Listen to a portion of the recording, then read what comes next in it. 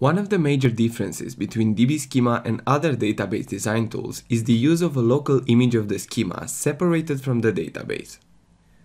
To explain this, I will connect to a database and start a new project.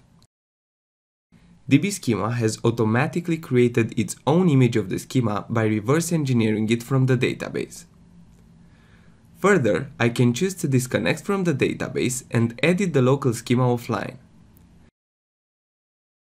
I will delete this foreign key and add another column to this table.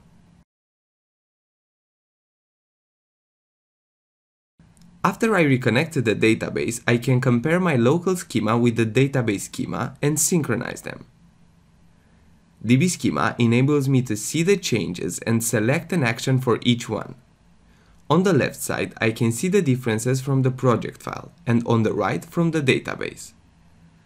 I'll choose to create a column in the database and recreate the foreign key in the local schema.